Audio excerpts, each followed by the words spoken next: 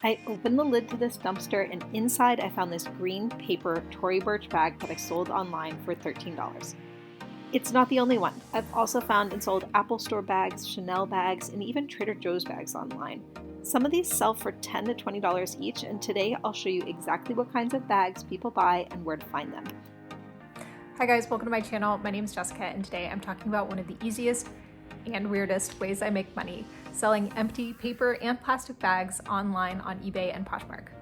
The bags I sell are generally what stores put your purchases in, and generally the rule of thumb is the higher end the store, the more the bag is worth. So think brands like Hermes and Louis Vuitton and Coach. I generally find these bags when people are throwing them away. So for example, I found this pile of mostly reusable bags next to a dumpster.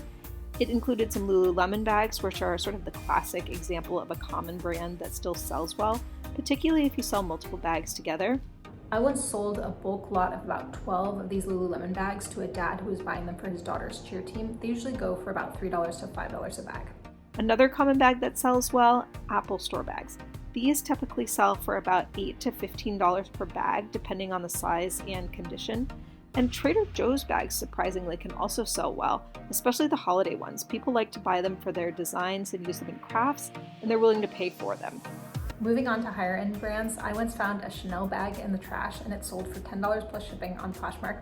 The girl who bought it told me that she planned to frame it, so all kinds of different uses for these. Beyond brand names though, think about experiences. So we went to Legoland a few years ago and our lunches came in these green paper bags with pictures of minifigures on them.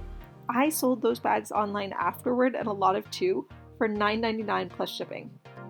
Okay, so maybe that makes me a little crazy. Let me know what you think in the comments. Let me know if you've ever sold an empty paper bag or if you've ever bought one, why you bought one and what you did with it. Thanks so much for watching, and hopefully I'll see you in the next one.